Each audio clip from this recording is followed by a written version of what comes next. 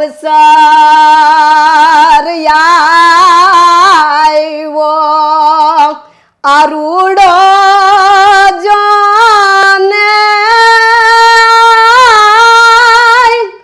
તમે આશીષ દેવાને મારા ભરત ભાઈને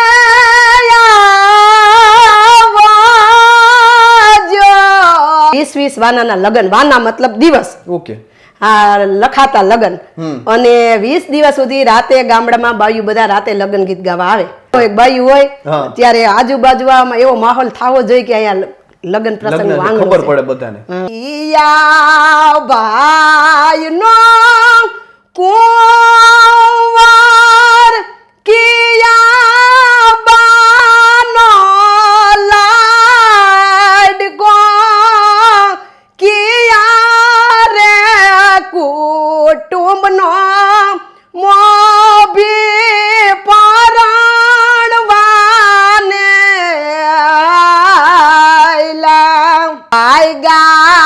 વાયગા જાંગીના ઢોલ એ વિરલન વંદન બેન ગાવે રે મારા મામાના મીઠુડા ગીતાડા. ભલભલા બાપ હોય ને તો એને ક્યારેય આંસુડું નહીં આવ્યું હોય, પણ જે દીકરીની વિદાયનું ટાણું હોય છે ને તો આમ બાપ ધ્રુજી જાહે. બિલકુલ બિલકુલ. અને હૈયાફાટ અંદરથી આમ રુદન આવશે કે મારો કાળજાનો કટકો ગાંઠથી છૂટી ગયો, એકની એક દીકરી હોય પણ એને સમયે વળાવી પડે.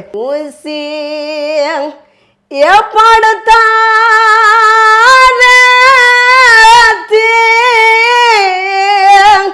કે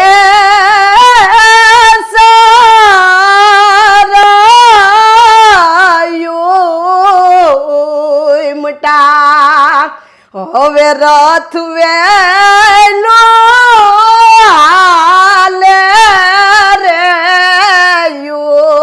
દીકરીની જાન વિદાય થાય છે, બેનબા રથમાં બેહી ગયા છે, પછી બાપ આહુડા લૂતો હોય ને ઊભો હોય છે, પછી દીકરી કે છે જાનમાં વળાવે ગાડીમાં બેઠીને કે બાપુ હવે તમે પાછા વળી જાઓ. દીકરી કે છે બાપુને હવે વળો એ વળો રે પાછા મારા તમે સમરથ બાપુ. હવે દીકરીને વિદાય બોવજ વેગળા વેલા ને પેલા ફટાણા દેતા ને ભાઈ તો ત્યારે કોઈને ખોટું ન લાગતું. અને અત્યારે સમય પ્રમાણે અત્યારે એવા ગીત હાલતા નથી. માં હોનબાઈ માં અમારા નેહડે નેહડે આવતા કે આપણા દીકરા દીકરી ખૂબ ભણે આગળ વધે કે એવી સોરાઠ દારા મે સોના લઈ અવતારી અવતારી કાય મોડ સાખે માહ માય રે મીરની દીડી. તો એ લોકો વહી ગયા તો એકલી એકલી રોઈ હોનબાઈ માના ફોટા હમી હાથ જોડી કે હે માં મારી એવડી ઉંમરમાં કોઈ દી મઠડા જવાનું ન થયું અને આ અચાનક મને કેવા આવ્યા અને મારો હુકમ મારા મામાને જિંદગી દીધી હોત ને તો મારે હવા હસતી જોઈને એ હસતી હતી આ કેવા કુંવાર છે રૂપાળા માથે વડના દૂધ રેડાય તો જોગી બના છે જો જટાળા વનમાં રામ ફરે પગ પાળા. કાળની કસુંબલ કેળી આજે પણ એટલી ઉજળી છે કારણ કે અનેક નિતરતા કંઠોએ એને એવી ને એવી અડીખમ સાચવી રાખી છે, એના ઓવારણા લઈને એને ઉજળી કીધી છે. આમ જોઈએ તો લગ્ન હોય ત્યારે લગ્નમાં કસુંબલ પાઘડી હોય કે લીલી ચુંદડી હોય તેને ઉજળા જો કોઈ કરે તો તે લગ્ન ગીત હોય છે. લગ્નની મજાને છે તે લગ્ન ગીત ઓર છે તે બમણા કરતા હોય છે અને આપણી આ પરંપરા છે, આપણી આ સંસ્કૃતિ છે તે અનેક કંઠોએ સાચવી રાખી છે. ત્યારે આજે એક એવા જ નિતરતા કંઠ સાથે વાત કરવી છે કે જેઓએ લગ્ન ગીતની એ પરંપરાને આજે પણ ઉજળી રાખી છે. આપણી સાથે વંદનાબા ગઢવી જોડાઈ ચૂક્યા છે. ત્યારે આપણે એ જે સંસ્કૃતિ હતી, જે પહેલાનો સમય હતો અને જે ઇતિહાસ છે જેમાં ગવાયેલો હતો એવા લગ્ન ગીતો વિશે તેમની સાથે વાત કરવી છે. અને આમ જોઈએ તો કદાચ હવે થોડા લગ્ન ગીતો ઓછા થઈ રહ્યા છે, લોકોની રસરૂચિ ઓછી થઈ રહી છે, પરંતુ લગ્ન ગીતો બોલશે અને હંમેશા એનો નાદ ગુંજતો રહેશે. તો આવો વંદનાબા ગઢવી સાથે જ સીધી વાત કરીએ, વાત ગુજરાતી પર. વંદનાબા, ખૂબ ખૂબ સ્વાગત કરું છું. અને કેમ છો સૌપ્રથમ? બસ આનંદ. જો આજ મોહાળમાં વિવાહ છે તો અહીંયા હરખ નથી માતો, ઓલી પાંખવાળી રચનામાં કીધું છે એમ. મારે ભરત મામાના દીકરો પરણે છે થી હરખ જ રૂડો કયો હોય. વંદનાબા, આમ તો અનેક વાતો કરવી છે અને અહીંયા આપને જણાવી દઉં કે વંદનાબાએ એક ગીત ગાયું છે, પાંખ મને દીધી હોત. એ ગીત એને રચના એને લખી છે.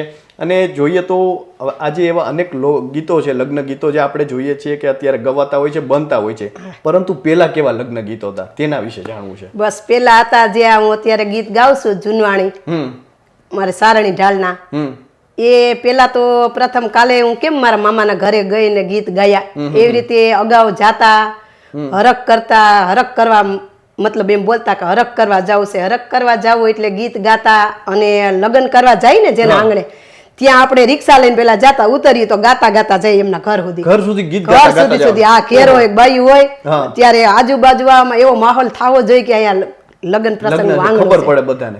એવી રીતે. અને કેવા કેવા ગીતો હતા ત્યારે? ગીતો આવા હતા જુનવાણી ઢાલના કે અવસર આવ્યો આરૂડો જાને તમે આશીષ દેવાને મારા ભરત ભાઈને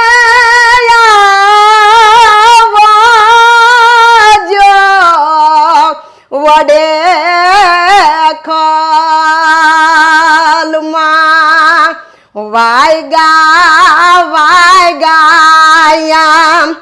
જાંગીના ઢોલ એ વિરલન વંદન બેન ગાવે રે મારા મામાના મીઠુડા ગીતડા સાપ બાઈમાં.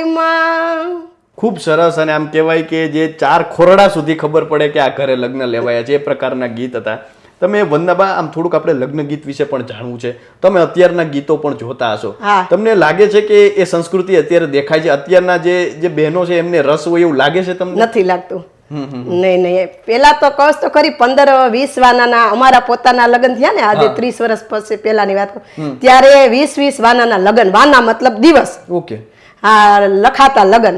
અને 20 દિવસ સુધી રાતે ગામડામાં બાયું બધા રાતે લગ્ન ગીત ગાવા આવે. 20 દિવસ અગાઉ. હા. અને પછી આ લગ્ન ગીત બનતા કઈ રીતે? ઈ બનતા તો આમાં અમારા દાદીમાં ગાતા અને પછી અમારા મમ્મી ગાતા, પેઢી દર પેઢી. અને અત્યારે જોઈએ તો હવે લગ્ન ગીતને બદલે આ બધું જે અત્યારે જોઈએ તો જે ફોન ઉપર બધું થઈ ગયું છે, તો તમને લાગે છે કે આ સંસ્કૃતિ સચવાશે લગ્ન ગીતની, કે તમને શું લાગે છે? લાગતું નથી સસવાઈ. અત્યારે આ બધા ડિસ્ક આવી ગયા, બાકી હવે તો આ ગીત ગાવાનું તો બહુ ઓછું થઈ ગયું. હવે આ દાંડિયા રાસ નું બધું થઈ ગયું ને એટલે હવે ગીત ગાવાનું ઓછું થઈ ગયું. તો શું લાગે છે કે કેવી રીતે સચવાશે આ સંસ્કૃતિ? બસ જો આવી રીતે આ જે તમે પ્રોગ્રામ કર્યો એ મને ગમ્યું. આવી રીતે બધા માણસ સાંભળશે તો પ્રેરણા મળશે અને એમ થાય કે ના ના આપણા ભાઈ દીકરો પરણે ત્યારે આપણે આવા ગીત ગવરાવવા જોઈએ.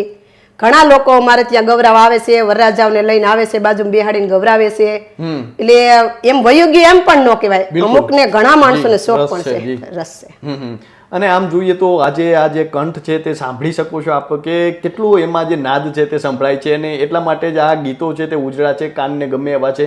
શું કહેશું કે અત્યારે આપણે જોઈએ તો જે વંદનાબેન અત્યારે જે લોકો છે તેને આમાંથી રસ ક્યાંક ને ક્યાંક ઉડી રહ્યો છે, પરંતુ જે ગીત કેવા કેવા પ્રકારના હતા? અલગ અલગ પ્રકારના હતા કે એક જ ઢાળના કે એક જ પ્રકારના? નહીં, અલગ અલગ પ્રકારના. ખૂબ આમ તમે જુઓ તો વેવાય વેલાને પેલા ફટાણા દેતા ને ભાઈ તો ત્યારે કોઈને ખોટું ન લાગતું અને અત્યારે સમય પ્રમાણે અત્યારે એવા ગીત હાલતા નથી. બિલકુલ. પેલા માહોલ જ એવો હતો કે બધા એકાબીજાને ખમી શકતા કે 300 તલવારો 300 યહવારો જોટાળે બંધુકે મારો ભાઈ પરણવાને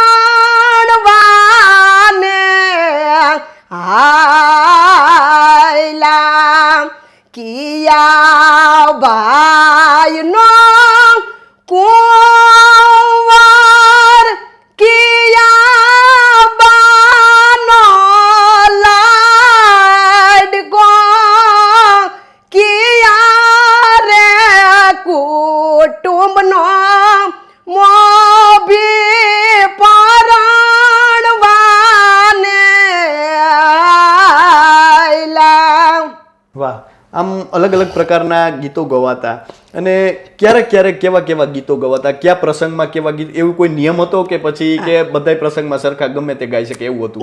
ના, પ્રસંગ જો જાન વળાવતી ઉઘલતી હોય હા. ત્યારે ઘરે બધાય પરિયાણ કરતા ને કે જાન જોડીને જાય છે અહીંયા હામાં ઓસીલા હગા હશે આપણને માનપાન આપશે રોકશે. એટલે અલગ અલગ પ્રસંગે અલગ અલગ ગીત ગાવા હતા. ધારો કે જાનમાં જઈએ તો એ હા, પ્રકારના, પછી માંડવાના અલગ. જો માનો કે આજે સવારે માંડવો છે હા તો ઉસો માંડવડો પાવો જીણી જાસા જલિયે સણગારો માણા રાજ વીરના બાપુને તેડાવો સગલડાના બાપુને તેડાવો માણા રાજ માણેક સાંભ મોતી દેવ ધાવો માણા રાજ. એટલે આ પ્રકારનું ગીત માંડવા માણેક માંડવાનું મુહૂર્ત હોય ત્યારે. હા, ત્યારે આ પ્રકારનું ગીત. હવે થોડું આપના વિશે જાણવું છે. આપને ક્યારથી આમાં રસ જાગ્યો? આપને નાનપણથી આવું હતું કે આપણે આ ગીતમાં શોખ છે કે એવું કઈ હતું કે પછી તમને પછી શોખ જાગ્યો? હા, ના, મારી 10 થી 12 વર્ષની ઉંમર હશે ત્યારથી મને શોખ છે. ત્યારથી તમે ગાતા? હા, કારણ કે મારું પિયર વસપડા ગામ જુનાગઢ જિલ્લાનું વંથલી તાલુકાનું અને મારું સાસરું દાતરાણા ગામ. એટલે અમારું કુટુંબનું ગામ એટલે નાના નાના હોય ને લગ્નના ગીત ગાવા જાતા હોય એટલે નાનપણથી એવું આવડતું ને પછી સ્કૂલમાં ભણવાનું તો ખાલી નામ છે, ક્યારેક ક્યારેક જાતી તો ત્યાં હું આ બાલ સભા હોય ને શનિવારે ત્યારે ગૌરાવતી, પછી આ 15મી ઓગસ્ટ 26મી જાન્યુઆરી, પછી એમ થતા થતા હું પોતે રસનાવ બનાવવા માંડી. પાંખ દીધી હોત તો સોનલ નીત મઢડા જાત એ વંદનબા ગઢવી મેં બનાવેલી, પછી નાગબાઈ માની, સોનબાઈ માની, મોગલ માની, ખૂબ માની દયાથી કાલાવાલા કરું. વંદનમાં શું કહેશું કે અત્યારે આપણે જોઈએ તો અત્યારે જે બહેનો છે તેમને ઓછો ક્યાંક ને ક્યાંક રસ દેખાઈ રહ્યો છે, પરંતુ જે તમે રીતે પહેલા કીધું કે પહેલા તો નાનપણમાં પણ તમે આ રીતે ગાઈ શકતા હતા, તો આ યાદ કેવી રીતે રહેતું? જો રાતનો સમય થાય, હું ભણેલી તો અંગૂઠા સાપ છો, રાતે 2:30 થી 3 વાગે મારી આ નેહલબેન એક જ દીકરી એમના લગ્ન થઈ ગયા, પછી મને નીંદર વહી ગઈ. રાતના 2:30-3 વાગે એટલે મને આમ અંદરથી આમ રસના ધોધ વસૂટે એમ બધું રસના હવારે થાય તો ભૂલી જાવ, લખતા આવડે નહીં, મોબાઈલમાં હજી હાલમાં ખબર નથી પડતી કાંઈ. તમે તમારી રીતે? હા, મારી રીતે એમને લખું. પછી હું એકલી ગાવ, એનો રાગ કરું, કોઈની નકલ નહીં કરવાની, પછી મને પોતાને ગમે તો આગળ વધવાનું. વાહ.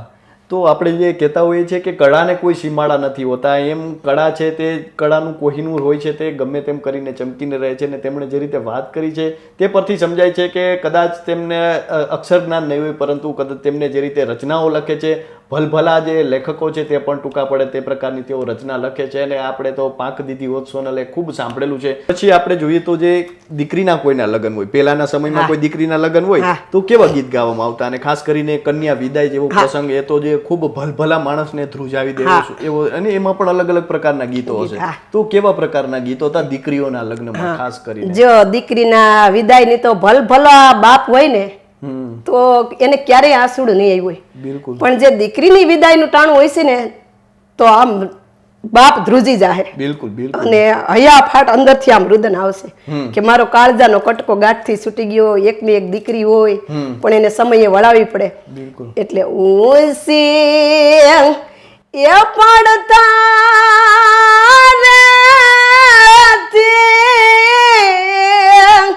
કે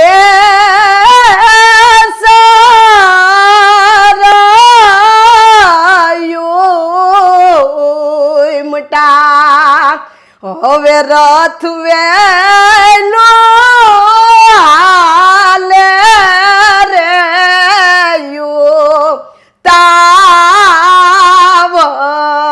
તાવળી. દીકરીની જાન વિદાય થાય છે, બેનબા રથમાં બેહી ગયા છે, પછી બાપ આહુડા લૂતો હોય ને ઊભો હોય છે, પછી દીકરી કે છે જાનમાં વળાવે, ગાડીમાં બેઠીને કે બાપુ હવે તમે પાછા વળી જાઓ, કે હવે મારે ને તમારે બસ હવે હું મારે સાસરે જાઉં છું, તમે પાછા વળી જાઓ. ઈ રથમાં એ બેસીને અમારી લાડકડી હાયલા એના માયાળો બાપુ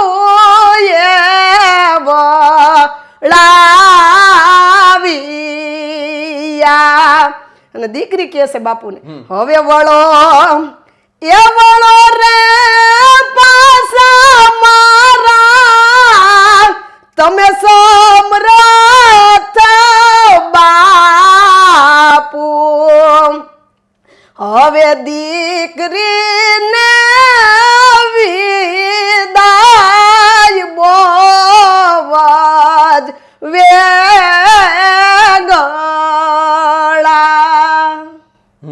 એટલે આ પ્રકારે જે કન્યા વિદાય થતી ત્યારે આવા ગીત. પછી અને આમ જોઈએ તો અલગ અલગ સ્થળે અલગ અલગ પ્રકારના ગીત ગવાતા હશે. જે લગ્નમાં ઢાળ પણ કદાચ અલગ હશે અલગ અલગ પ્રદેશમાં. તમે કયા કયા પ્રદેશના ગીતો સાંભળ્યા છે? અમે તો ઘણા, જો આમ ભાવનગર બાજુ મારા હગા છે, પછી આમ જુનાગઢ બાજુ અલગ, આમ માં કે 12 ગામે બોલી બદલે એટલે થોડી થોડી ભાષા ફેર હોય. એટલે આ લગ્ન ગીતોમાં પણ એવું હોય. અને બીજું આપણે જોઈએ તો જે લગ્ન ગીતો જે ગવાતા તો આમ ઢાળ કઈ રીતે નક્કી થતો કે આ ઢાળમાં ગવાશે કે એ બધું?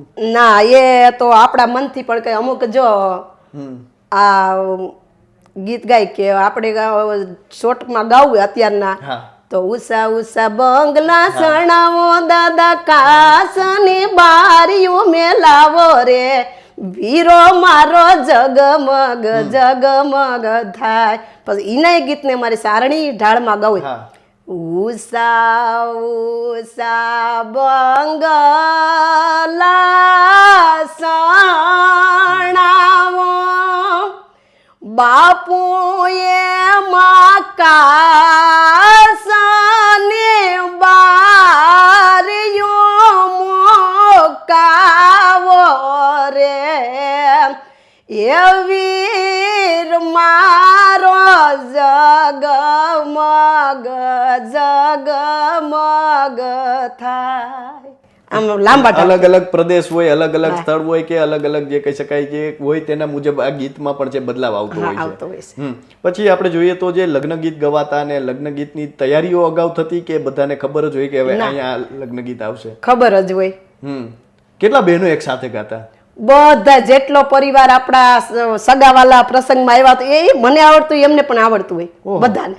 હા, અને આટલા ઊંચા સાદમાં? હા, ઊંચા અવાજમાં અમારો બધાને આવડતું હોય. તો હવે તમારી ભવિષ્યમાં શું ઈચ્છા છે? શું કરવું છે આગળ, શું વધવું છે? કારણ કે આટલા ખૂબ સુંદર જે સંસ્કૃતિ છે તમે સાચવી રાખી છે, તમારું ગળું છે તે આજે પણ એ સંસ્કૃતિથી નીતરે છે, તો શું ઈચ્છા છે હવે? હવે મારી હાંજ પડી ગઈ, કારણ કે મારે મારા 10 વર્ષનો આ શોખ છે, હવે તો મારી ઉંમર થઈ ગઈ છે, પણ બસ આવી રીતે આ મોજથી ગાવ, બાકી આગળ વધવાની તો ભાઈ કોને ઈચ્છા ન હોય. અને તમે ખૂબ સુંદર રચનાઓ પણ લખો છો, હજી પણ લખવાનું ચાલુ જ છે? હા. એ કેવી રીતે સૂજે છે?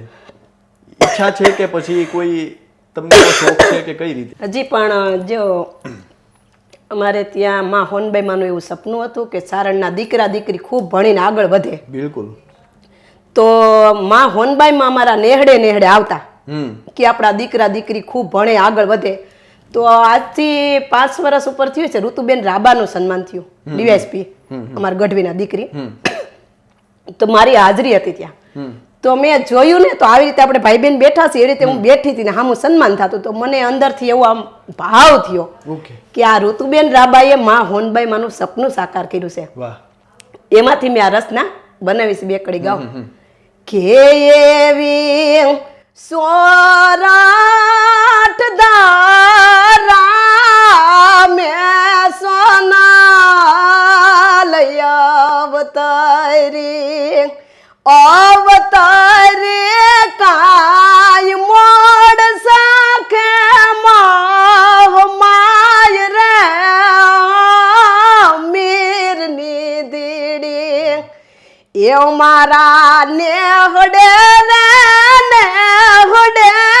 માં સોના લઈ આવતી અને આપતી અમને શિક્ષણ ના રોડ બોધ રે મીરની દીડી સોરાટ દારા મેં સોના લઈ અવતારી.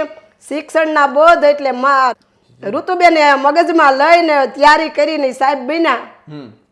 ત્યારે મને એમ થયું કે આજ વિદ્યાના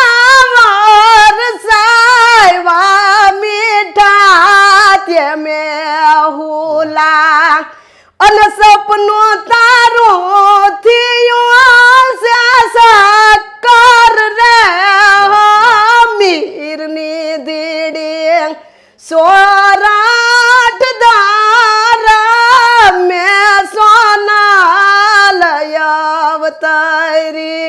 કે માં હોનબાઈ તે તો વિદ્યાના મેહુલા વરસાવી દીધા, અમારા દીકરા દીકરીઓ આજ ભણી ગણીને આગળ વધ્યા. એ માં સોનલનું પ્રતાપ છે. અને આ પાંખ મને દીધી હોત તો સોનલ, એ કેવી રીતે તમે લખ્યું હતું? એ તમને વિચાર અચાનક આવ્યો હતો કે કઈ એવી ઘટના બની હતી કે અચાનક લખાઈ ગઈ? ના, ઘટના બની હતી. આ પાંખ વાળી રચના ભાઈ મેં 20-25 વર્ષથી બનાવેલી. ઓકે. હા. એમાં બન્યું એવું કે મારા મામા, અમારા સાસરાનું કે મામા કે મારા મામા ગુજરી ગયા કાર્તક મહિના. અને પેલાના જમાનામાં ભાઈ એવું હતું, મઢડા અમારે નજીક થતું પણ જવાનું દીકરીઓને ઓછું હતું, એટલે કોઈ દી જોયેલું નહોતું. પછી અમારા બાજુમાં ગિરીસાપાના માસીના દીકરી નીરુબેન ને જયેશભાઈ રહેવા આવ્યા અમારા ગઢવી. તો બીજને દી મઢડા જવાનું હતું. તો આગલે દિવસે મને કહેવા આવ્યા કે સવારે મઢડા જવું છે. તો પેલા તો એ લોકો વહી ગયા. તો એકલી રોઈ હોનબાઈ મને ફોટા હમી હાથ જોડી કે હે માં, મારી એવડી ઉંમરમાં કોઈ દી મઢડા જવાનું ન થયું અને આ અચાનક મને કહેવા આવ્યા અને મારો હુકમ, મારા મામાને જિંદગી દીધી હોત ને તો મારે અવાત. મામા કાર્તક મહિનામાં ગુજરી ગયા અને પોષ મહિનામાં બીજ આવે એટલે આપણે 6 મહિના તો હોગ રાખવો પડે. એમાંથી મેં આ કડી કે પાંખ મને એ દીધી હોત તો સોનાલ નીત હું મઢડે જાત. પાંખ મને એ દીધી હોત તો સોનાલ નીત હું મઢડે જાત. આ દોલડો મારો તલ કે સોનાલ દર્શન તારે કાજ. હે માં સોનલ, જો પાંખ દીધી હોત ને તો મારા સમાજને કોઈને ખબર ન પડત, મામાનો હોગે રાખત અને સાનુમની દર્શન કરી આવત. અને નિત્ય દર્શન નીત મઠડિયા જાત. ખૂબ સરસ છે રચના અને ખૂબ સુંદર. એને તો દર્શકોએ પોખી પણ છે. અને તમે લગ્ન ગીત જ ગાઓ છો કે એ સિવાય પણ અન્ય ગીતો ગાવાનો શોખ છે કે કયા ગીતો અથવા કેવું તમને સાહિત્ય છે તે બધું? જો ભાઈ મારા બાપુ હતા ને એ પણ કવિ હતા.